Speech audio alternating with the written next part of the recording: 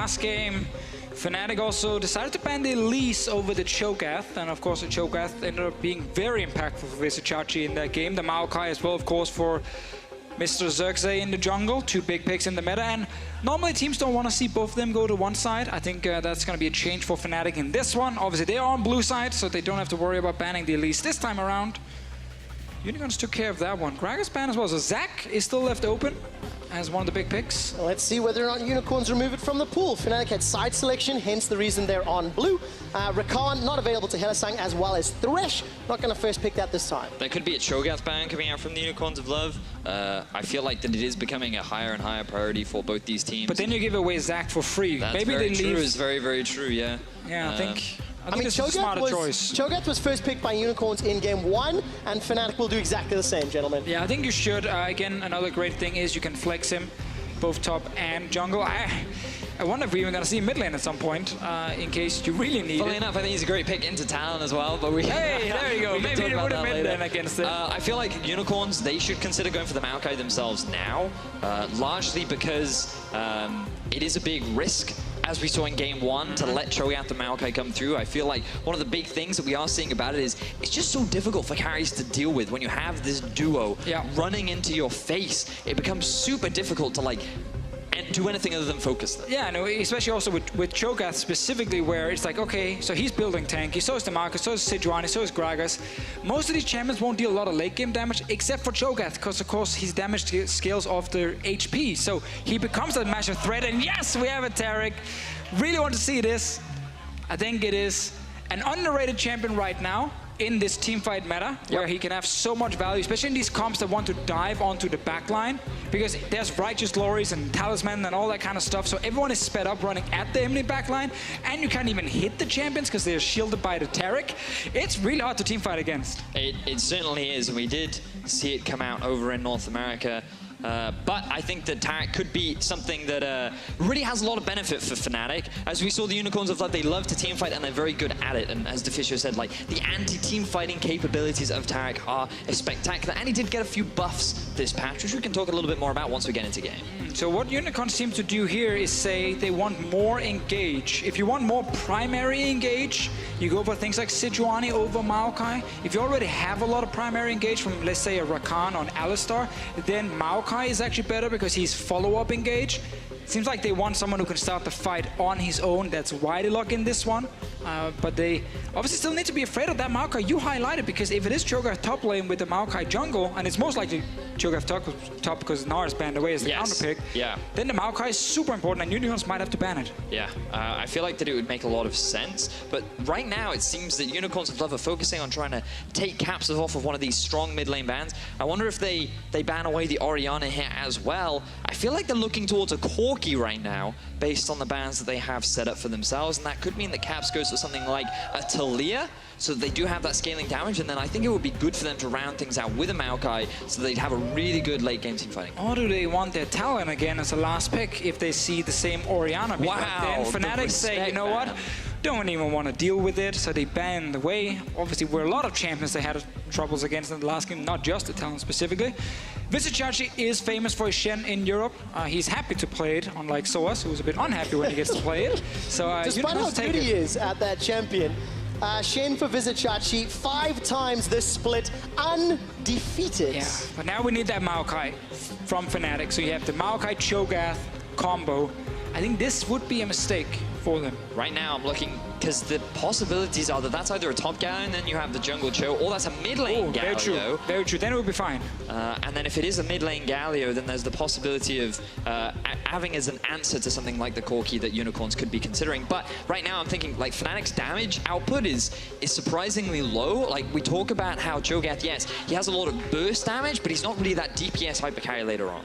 All right, it looks to be the Galio mid. Now, Jarvan does offer damage as well. Of course, Black Cleaver, Titanic Hydra, it is good damage against some of the squishy targets, but a lot of it is on Reckless right now. But then we have to remember there's a Feast as well coming in from Broxas, so there's damage to deliver. Let's see what we get here. This is a kind of big some of the European mid laners I've talked about, the Kassadin against Galio, where, again, you don't really have any kill pressure against the Kassadin, but it seems like he's going away from it. I feel like the Corki is just a safer option overall in the mid lane matchup. It gives you good scaling too. The thing that I'm most concerned about for Unicorn's side is the level 6 potential of this Jarvan Galio with the follow-up of the Cho'Gath. There are so many great ways to engage from the side of Fnatic. That's always the big thing about a lot of bruisers and tanks. In the mid-game, just due to base numbers, they have actually enough damage to kill squishy targets. Yeah, full late game, it might be a lot harder for them to do it, but in the mid-game, if they can keep forcing with Jarvan engages, followed by Galio ulti, it is easy for Fnatic to start the fight. But it's super difficult for Samix late game to really be able to deal with all these tanks on the front line too. We thought it was hard for Reckless in game 1. Well, now there are 4 tanks on the side of Fnatic that he's going to have to find his way through. That's why he has the Corki on his side, trying to help him kill that one target right in front of them. A Braum for protection as well, together with Shen and Sejuani. So it is very much a, hey, let's babysit these 2 AD carries and see if they can kill the enemy tanks before our tanks die, and that's kind of the game you're going to succeed. So difficult, and of course on the side of Fnatic, they're going to have that Cosmic Radiance from Jez's Taric. You see the team comps on your screens, guys. 5-0 is Vizichachi's Shen. 4-0 is Soaz's Jarvan. One of these top laners will discover their first loss here in the summer split. Do you guys believe in Fnatic? Join the Fnatic faithful, hashtag FNCWin. Or do you believe in the Unicorns of Love with hashtag UOLWin? The Chaos Elite here in Berlin are screaming for the Unicorns. Will the Unicorns bounce back from a defeat to Rockats to take down the #1 team in Europe, Fnatic? We had such an exciting game 1. We're gonna have another exciting game 2. It's all about team fighting once more as Roman warms up the crowd once again. Just like in Hamburg, just like in Hamburg.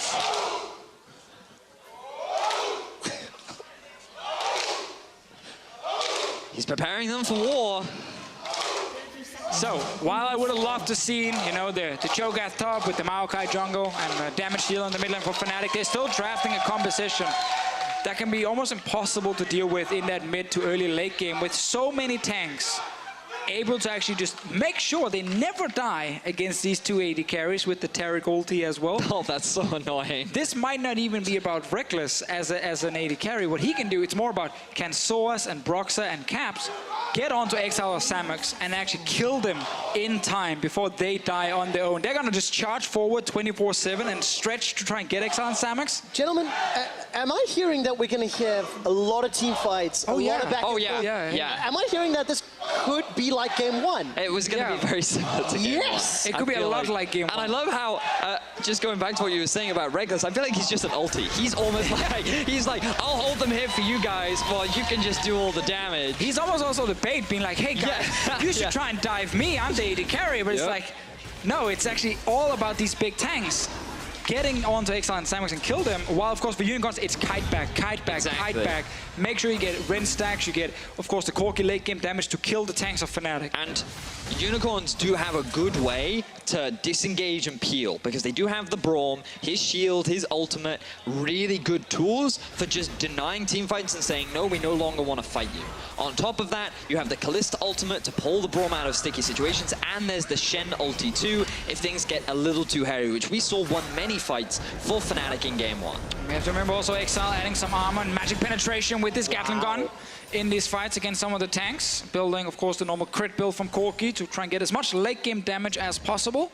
Caps with a great trade there in the middle lane. Justice Punch into Winds of War, places a ward over the wall. That's going to spot out Xerxes, who's now on the Sejuani. As we take a look, Reckless and Jez is running down Hylissang. They got the early level 2 and the advantage. It's not over yet. Broxah now running down Xerxes, scaring that Poro Rider out of his own jungle. Yeah, you can see top lane pushing for Fnatic, mid lane pushing for Fnatic as well. Meaning that Xerxes is under pressure, but Vizichachi's on his way in. Oh, Broxah's actually going to smite it up. Gets caught by the Shadow Dash taunts. Not over yet.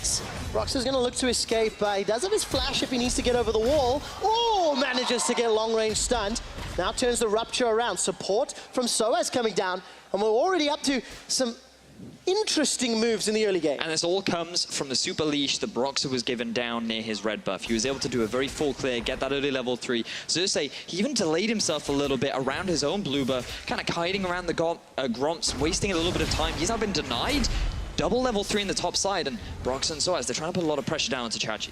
Chachi with full HP though would have been a crazy dive to try and pull off here for Fnatic, so they do step away.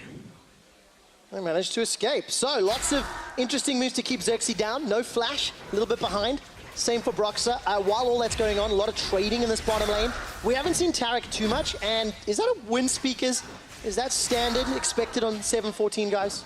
Well, one of the things, or one of the changes that you did see to Tarek was how his heal now works. The fact that it has less charges at early levels, but can get more later on, means that you do want to max it first. And the thing about his passive is that every time he uses a passive and hits you in the face, he gets a little bit more attack speed, but it also stacks a charge of his healing. So the more aggressive you are in the lane, the more in the face of your opponent, the more charges you get, the more heals you have, and basically the stronger your trading pattern is during the laning phase. Oh, let's see whether or not it works out. That's a very good dazzle onto Hilly.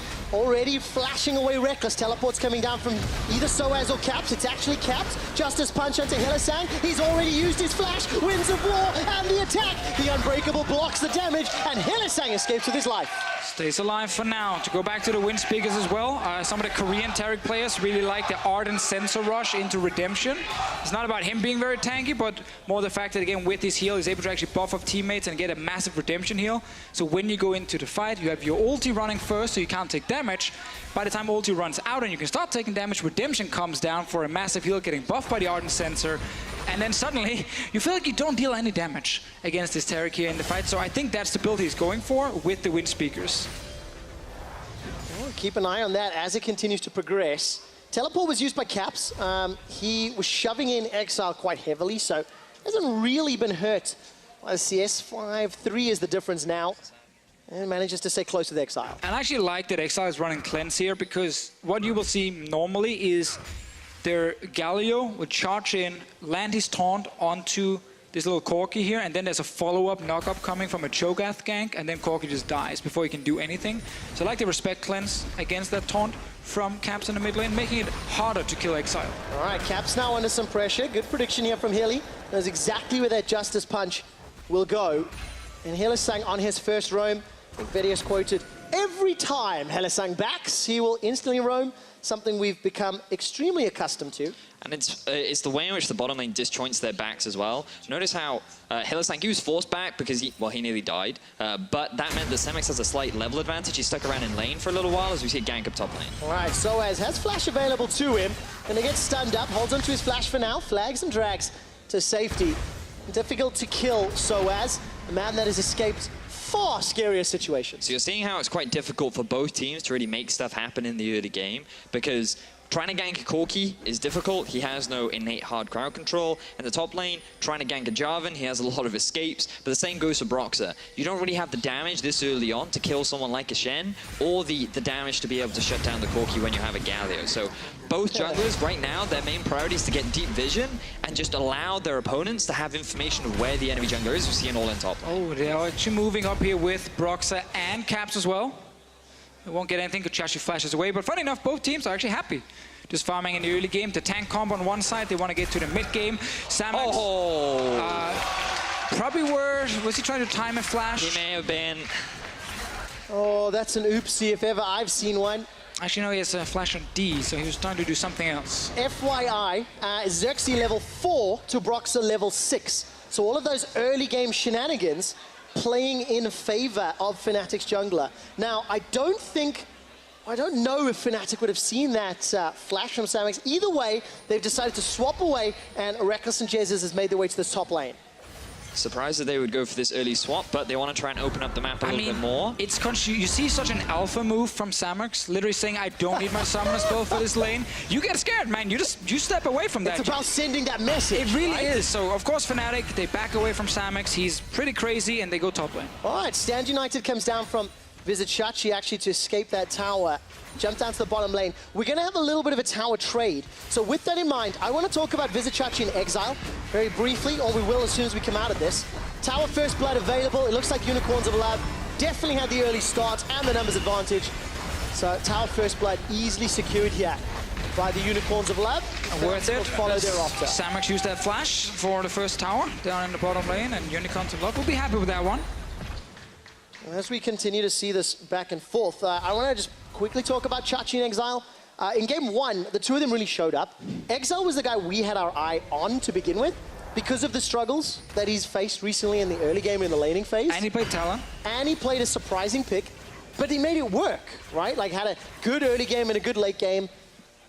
Difficult mid game, but I think the game was a bit crazy, right? To be fair, the fact that he matched Vizicachi on the mighty Cho'Gath in terms of damage per minute is impressive for a Talon. Not typically what you'd expect, but just goes to show how strong champions like Cho'Gath are right now. Fnatic, though, they're looking for a play up top side.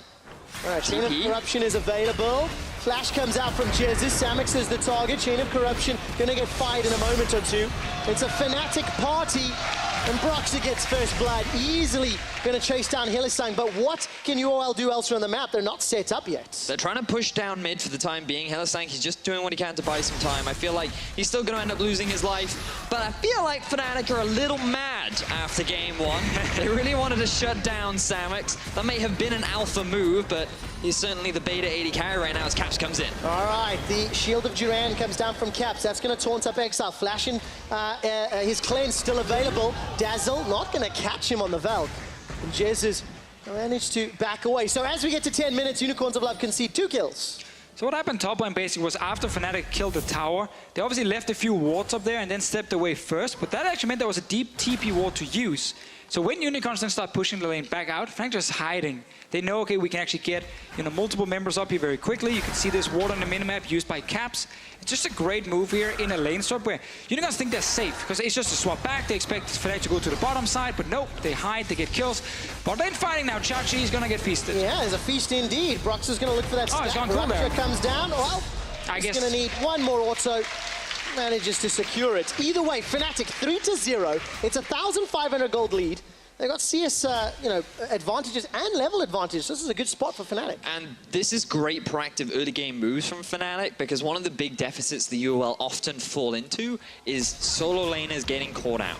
Chachi in the past has been very heavily focused in terms of early game pressure, and Exile, he kind of lost his lane fairly regularly. But now that the map's opened up this early on, we're seeing how well Fnatic are at just setting up deep vision and finding these picks onto the Unicorns that aren't showing the full amount of respect towards their opposition. Let's also remember there's double TP on Fnatic, there's a Galio ulti, a lot of tools to get across the lanes very quickly to keep forcing these fights here. Source will step away, we get another trade. This was what's supposed to happen before for Unicorns. So like, yeah, we go top lane, trade a tower, Fnatic goes bot lane for the tower, but obviously Fnatic were hiding in that brush, got the 2 kills before that and make it even better for Fnatic. Fnatic were hiding in that bush. There's a line I've never heard before.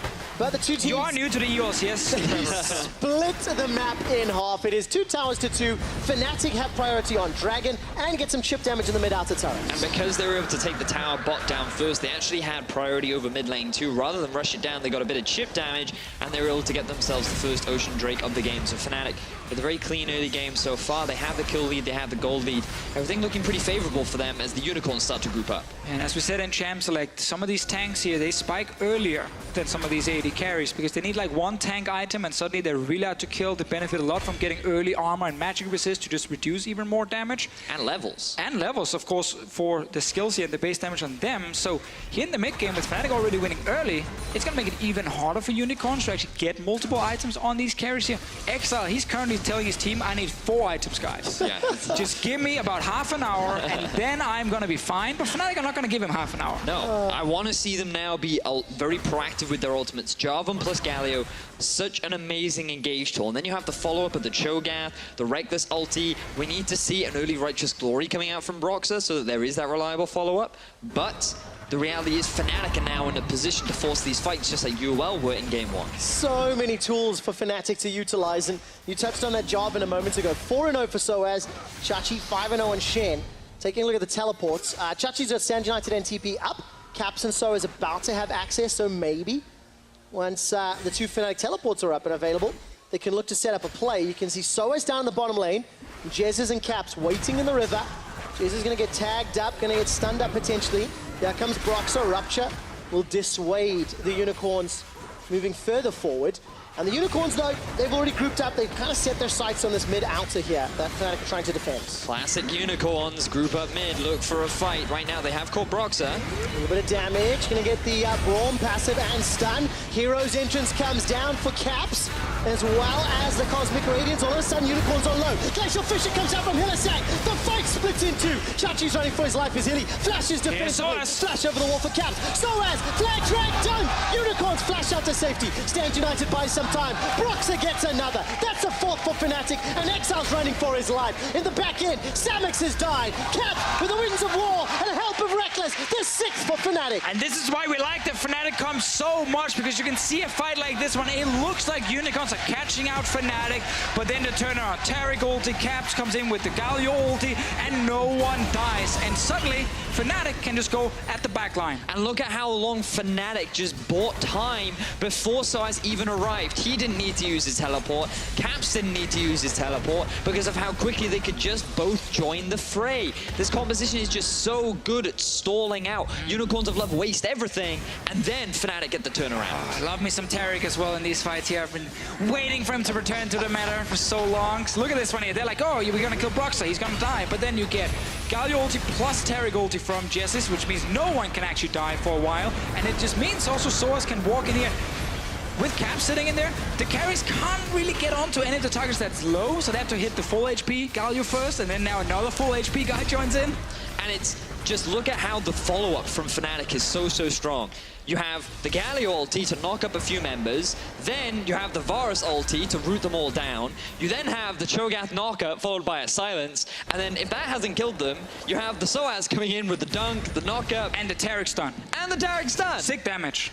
Crazy damage. The buff, insane. 500 damage right there. More than Callista. See? Prove it. The fact is in the numbers, gentlemen. We've gone past 15 minutes. It's around 5,000 gold to lead. Unicorns of Love are shattered right now. The Chaos Elite and Love Hurts crew are silenced in Berlin as Fnatic are making a statement Calling them out, huh? in game 2. Yeah, Trevor. Yeah, Trevor. Go up there and say that again. Yeah. And I need to call security in a moment, apparently, as it looks like Xerxes being jumped on. And Caps is taking a lot of damage underneath the tower. Unicorns have a gigantic mountain to climb. Exactly, and again, their comp really wants you to just kite these team fights. When you run Sejuani Shen, like we saw in the last game, you can't kill the enemy AD carry. You don't have the damage for it in these fights, or at least the consistent damage to actually do that. So they have to rely on killing the enemy frontline first. Sadly for them, as we highlight again and again, it consists of multiple tanks with protection, with heals, with shields, everything, to make it even harder to kill it. And a lot of great analysts, they're saying this current meta is who can draft the best ARAM comp, they will win. I think Fnatic in this game have shown a great ARAM composition. Can you define ARAM comp? Because I've heard a few flamers, because you're not randomly selecting them, right? But it's all about the tanks, right?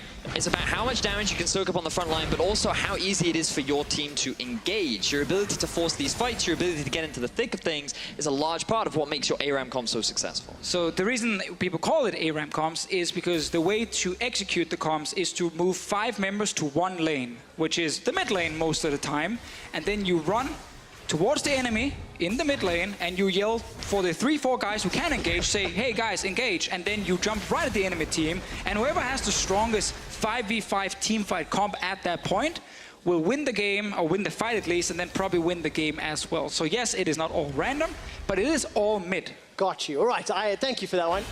Just trying to keep up in my acronyms. And Fnatic seem to have the fundamentally stronger ARAM comp, as it were, in game 2. It helps that you were well threw themselves at Fnatic and lost that gigantic team fight. So Fnatic is setting up for Dragon number 2. I'm looking down the itemization. First big pickups really across the board, actually. Everybody's got their first tier item and starting to walk towards their next one.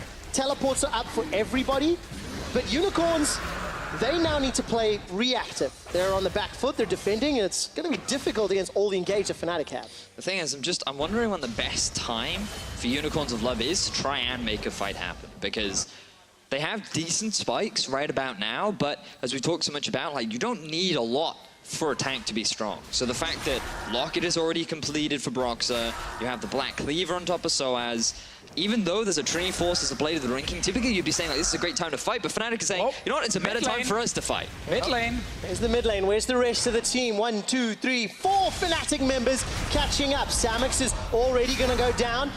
Forced to dash away to safety. His flash will come up shortly. Caps can look for the taunt. Glacial Fissure buys a few seconds of extra time. The Glacial Prison buys a few seconds extra. Now there's a knock up, the knock back, and Samux somehow is still alive. His flash is available as the Cosmic Radiance keeps all of Fnatic full alive. HP. The 4th kill of the game for Broxah. It seems Cho'Gath is Cho-Win. And that's where, again, you see it's all about everyone mid lane as fast as possible. That is really the macro right now for these teams. Also, Fnatic Faithful definitely hearing some pins drop in the audience as the Herald has been summoned. Saving the voices for game 3.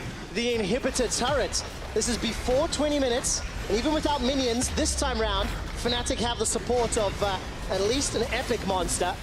As the Chachi takes a little bit of damage before he's backed away, and Fnatic are just running rampant. Funny story, when you summon the Rift Herald, it's actually not an epic monster. It's just coded as a minion. Much like many things. Sure, very true. When Cho'Gath feeds the Rift Herald, it actually doesn't give him, you know, one of those stacks that are not minions, you know? But you know what does? Exile. Let me just explain that again. So when he feeds him, he gets a stack. But obviously he can only get 6 stacks from minions, and this one actually counts as one of them, despite it being an epic monster. When it's on the Rift, not when it's not dead. Riot, yeah, I'm like, come on, that needs to be changed. It's a pretty epic monster as far as I'm concerned. Yeah. I mean, I guess if you feast it when it's in the pit, it might give you one, but I'm actually not sure if it counts as an epic monster there. Earliest Baron all summer, paging the stats team. I know this will be, but please just confirm it for me. If they secure it, because they want to contest. You can see the teleport coming in. Exile is dead though, and Fnatic, they're more than happy to just turn around and fight. Look at that. Soaz goes in with a dunk. The hero's entrance knocks up UOL. Earliest Baron gets interrupted, but the Unicorns are routed and running for their lives. Exile's got the package, but it will not be enough to save the day. Soaz is on a killing spree. Brox is hungry for more. Feast is not available for further stacks, and Exile actually jumps into the fray. Glacial Prison buys some time. Caps wins of war. Will get another 11-0. Caps runs for his life. The Dazzle finds no target as Caps may go down. Exile's on the board. Kill the tank. The Unicorns got their first kill of the game. Yeah, they got a raid boss down. Now they need 4 more. Oh, Fnatic, they look so dominant. 5-0-5 Cho'Gath. Broxah is a machine right now, nomming his way through the opposition, and it's so difficult for Unicorns. They want to try and go for the smite steal, but Fnatic saying, nay, we're just going to force a fight instead. Jez is saying, you know what, everyone can have a ticket to the Gem Show, as the fight goes heavily in favor of Fnatic. Don't think a fight or a war has ever been started by saying nay just before it. Clearly you have not seen the Holy Grail. Nay! Let's fight these guys. I need coconuts. Where did you find coconuts in this climate? Sorry, I got distracted by Monty Python. As apparently so did UOL, because this is not a joke. This is a but look at this moment here. Heavy-handed smashing. Here they kill the tank. Boom. He died. Great analysis there, Deficio. Hey, when a tank dies, finally, it deserves some focus at least. Acknowledgement. If anything, it ruins... Oh, actually, Caps' KDA is still fine for the time being. Yeah, you can always die once, because you can't obviously divide with 0 when you're figuring out the KDA. So 1 death will still give you the same KDA. 2, on the other hand. Oof. That's where it's getting rough. I heard that Chuck Norris can divide by 0. Ah. Oh, these guys, they're like... That's old school. That is very old school. I didn't know that was modern anymore. There's a few folks in the audience that are a little closer to my age. They know who Chuck Norris is, and Everyone knows. Everyone knows who Chuck Norris is. All right, well, Unicorns of Love are going to need the power of Chuck Norris to bounce back this game. 7,000 gold down, 10 kills down, 2 dragons down. They at least stop the Baron. I mean, that is an advantage. And the kill was secured by Exile. He still needs 3 more items. 3 more items. 30 minutes was the timer we're looking for. No, yeah, that's true. He needed 30 extra minutes. Yeah. But it's getting to a point now where the only real way for Unicorns to come back in is if Fnatic make a pretty significant mistake. If maybe they can get a pick onto Reckless, there's the possibility, but there's the double TP, the ulties from Fnatic. Maybe if they have the wrong lane assignments, but oh wait, You don't need lane assignment. You need the mid lane. You do. That's all you're looking for. And the thing is about Fnatic's comp is they can actually send people off to a side lane because it's super easy for them to get back into the mid. It's very easy for Fnatic right now to keep forcing fights. They're using the Baron as bait once again. They want Unicorns to show up to try and stop it. Here comes the Nay. Get ready for it. All right, Jarvan has just teleported into the fight. Glacial Prison's decent. Exile's trying to get as much damage down as he can. Here comes Soaz looking for a target. Puts down the Cataclysm. Heroic entrance locks up UOL. Fighting back and peeling backwards. UOL doing pretty well, all things considered. Xerxes goes down as now Unicorns are split up. Fnatic's 5-man unit trying to pick the lane to ARAM down. And all we're looking at is all these carries, you know, bruisers, these big tanks. I call them carries right now because in this game they actually are carries right now. They're trying to kill the backline of Unicorns, and Reckless closes his eyes, auto-attacks the first thing in front of him. Let's see if Caps might die. Well, Unicorns aren't done yet. Soaz gets a knockup from the Flag and Drag. Reckless gets his kill of the game. Soaz with a solo onto Exile. No assists needed. 8,000 gold to lead. If you look at the player cams, Soaz has got a gigantic smile on his face when those fights break out. And Fnatic, you know what? We're going back to the Baron, boys. Well, now he's laughing because he's like, ha, now you have to play the Shen Chachi. Now you know what it's like from my game one, where you just don't have the same level of impact. The AD carry in this fight, he's just, the only thing he can do is hit Broxah, Caps, or Soaz. That's literally his choices while trying to stay alive. And the worst part is, they can still kill you, even though they are so hard to kill. You can see how Soaz just jumps on Samux in this fight here. Because this is actually almost the best scenario for Unicorns to get really early Taric ulti from Jessis. So now, okay, fine, maybe they can try and win. But then Soaz jumps in, takes Samux down to like 30% HP instantly. He can only hit Caps at the moment, so he's still at risk of dying. And meanwhile, Reckless is just auto-attacking like a crazy madman in the back. And he will, at some point, kill the front line of Unicorns. And then the fight is over. Man, Fnatic are playing almost as good as Team Solo Mid in the Rift Rivals finals. Destroying UOL this game. You had to say it, right? I had to. You had to bring North America into this. It's a great performance from Fnatic. I don't want to take anything away from them, but it is also team comp sort of reliant. They've got themselves that Baron. They've got an exposed inhibitor, 10,000 gold lead. And if you look at the itemization, 2-3 items picked up. Exile still needs now 15 minutes before he's powered up. And oh, Deficio, Ardent Sensor. Yes, Redemption coming in next. This is their Taric who will support his team as much as possible. It's not about his own tankiness, because he's, again, relying on his own ulti. He doesn't need any more tankiness to finish you. You can always get more. You certainly can. But I don't know if he's going to have enough time for that, because already Fnatic, they're on the inhibitor. Broxah, he gets the knockup. No follow-up damage yet. Exile already used that cleanse. All right, the inhibitor has fallen. 2 minutes left on Baron buff as Soaz seems to be the target. Gonna use that Dragon Strike into Marcian Standard to escape to safety. Gentlemen, another pop quiz for you. Reckless has played 55 games this year in the 2017 EU LCS season. How many of them has he gone deathless?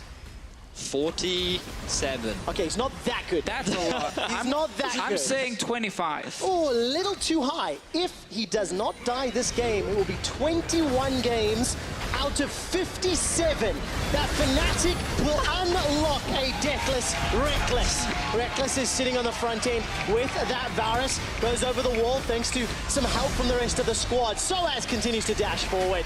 The Dazzles are coming out, as well as a few Justice Punches, and Fnatic, well, they're having a field day with UOL. Fnatic with the go button. They just cannot stomp. These tanks are supercharged right now. 27 minutes into the game. They are steamrolling over Unicorns. Baron buff hasn't even ended. Reckless on a rampage. Broxah gets another. 14 of the 18 kills. Fnatic in one Baron buff. Destroy Unicorns of Love. Fnatic in one draft destroy Unicorns of Love. And on that bombshell, they're not done yet. The Shield of Duran under the tower. The Winions knock it down. And Fnatic crush UOL. It's never been easier being a shot caller in professional League of Legends when you can draft a comp that wants to just 5-on-5 team fight 24/7 around the mid lane specifically. They use the Baron right next to the mid lane to bait a few fights. We talked about it in Champs League, we talked about it in the game. These tanks will not die at this stage of the game here. They need to go full late game for the Corki to even have enough damage to start dealing, you know, enough to actually take down a tank. Now look at the smiles on the side of Fnatic.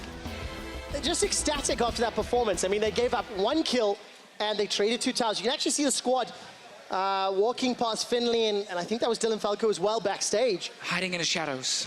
And I think that 2 things need to change in the next draft. Number 1, I want to move away from Kalista. She has a lot of mobility, she has a lot of tools to kite, but I still think that as a champion right now against all these tanks, she isn't quite having the same level of impact that you typically like to see from her. But also, I think that this Cho'Gath either needs to be banned from whoever's on red side, or find some alternative to kind of match that level of side pressure. selection. And if they pick blue side, which we expect they will, Fnatic in the first game banned Elise, substitute that with the Cho'Gath ban, and then suddenly you actually might have a better win condition for Fnatic, as we saw from what we saw in game 1. But or alternatively, just match it with something like a Maokai, right? We didn't see it pick this game. I feel like that maybe Unicorns of Love could have gone for a Maokai themselves, so they have that kind of tanky disengage engage tool. But also, how important and impactful was Xerxes being shut down in the early game? He was 2 levels behind.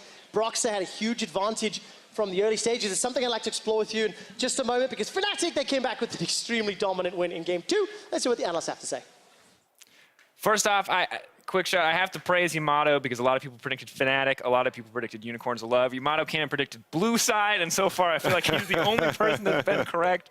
Yet another win here, but of course, the draft was kind of praised as like one of the big factors in this win. Do you think that's fair to say? Do you think it was the draft of Fnatic that won on this game? For sure, for sure. I think, like stylistically, the draft, of course, from Fnatic sides makes the most sense. How many Gargoyle Stone plays do they have at 20 minutes? More than the enemy team. There you go. You set for the victory. No, but honestly speaking, like Fnatic is playing better, more clean. Unicorns of Love are making mistakes where they're getting caught in bushes and in side lane where they shouldn't be. And they truly, truly got the memo after the first game. Don't pick any composition that scale. Just pick this composition that are very simple to play, run it down, and just team fight. Why is this so powerful? Because we've mentioned briefly, a lot of people have been talking about like different potential options where maybe there is something you can do to play around these tank compositions. Are we just waiting for someone to discover that, or is this really just the point where right now in League of Legends on 7.14, tanks are the only way to play the game? No, of course there's. It's a bit more complicated than just running it down, right? It's easy to say, but this is the easy explanation. But in this game, you know, there's a lot of things that were at stake here. Caps had the Galio into the Corki.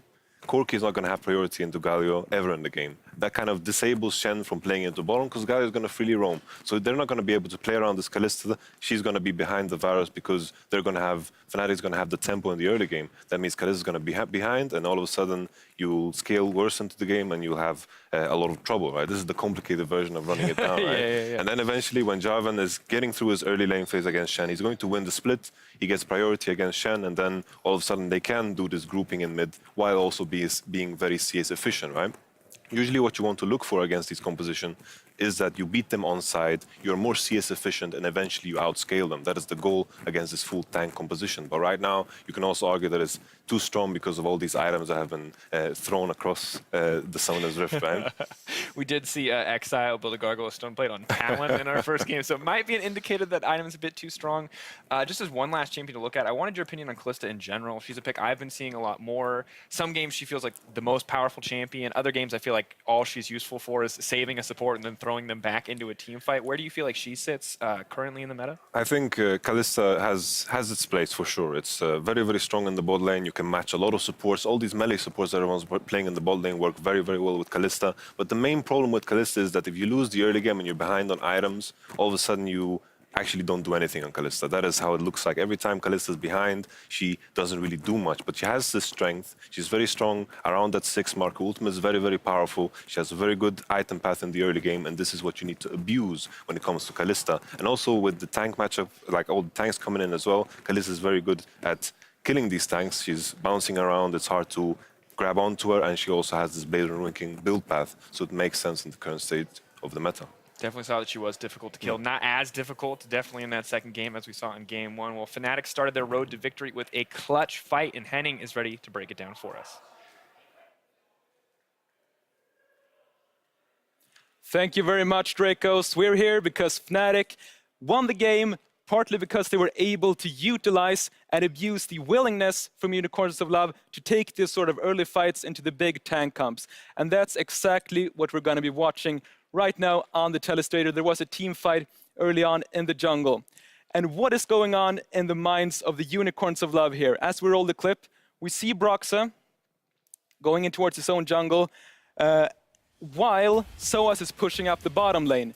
In the minds of the Unicorns of Love, as we pause now, we can see that Broxa is out here in his own jungle. Soaz is far down in the bottom lane. There's the arrow. And Jessus has already been chunked low and does not have his exhaust from a previous fight. So what a great opportunity to catch out this overextended Cho'Gath, right? That's what's going on in the minds of the Unicorns of Love. As we roll the clip, we have to remember that Exile does not have Trinity Force completed on his Corki, and there's no Blade of the Ruin King on the Tristana. As we post the clip here, we can see that they've used so many cooldowns. Everybody's been jumping in to try to catch out Broxa, but the team of Fnatic has been able to come in to save him. So here's the team from Fnatic. We see that Broxa and Jessus has been brought low, but the Taric ulti and the Galio ulti has already come down to save them. As a team from Unicorns of Love, they're still healthy on HP, but all the important ultimates and a lot of the mana bar on Exile, crucially, have been used to get Broxa and Jessus low. Now what's going on in the bottom lane while this is happening? Well, we can see Soaz is starting to make his way up here. And without the cooldowns from the Unicorns of Love, we can see here, as we're going to roll the clip once more, that at this point, they've realized we cannot catch out Broxa, we cannot catch out Jessus, so we're just going to try to get out. 3-man taunt there from Caps, and we pause again as Soaz is coming in. Here we see the Jarvan jumping in. Caps is low, but is able to flash out. And as we go over here, we can see Jessus and Broxa both low. Caps is low. But Reckless and Soaz, as we go here, 1, 2. These are the players on Fnatic that matters at the moment. Soaz is going to be able to clean this up, and Reckless on this Varus, very crucially, is going to be able to utilize his passive really well in this fight. 40% attack speed upon killing a champion for 5 seconds. We can almost think of Varus kind of like a reset champion. As we roll the clip once more, we can see here that they're just able to burst out the Unicorns of Love, make them run away, and there's pretty much nothing you can do if you're the Unicorns in this situation. We can also see that Exile's going to get caught out, and while Visage is going to be able to get away, this was 3 very important kills for Fnatic in a very snowbally game, utilizing the tank comp well, and abusing the willingness from the Unicorns of Love to take these early to mid-game fights. With that said, Fnatic and Unicorns of Love are ready for one last battle to decide this series. It's all come down to this, ladies and gentlemen. Don't go anywhere. Top side. All right, Chain of Corruption is available.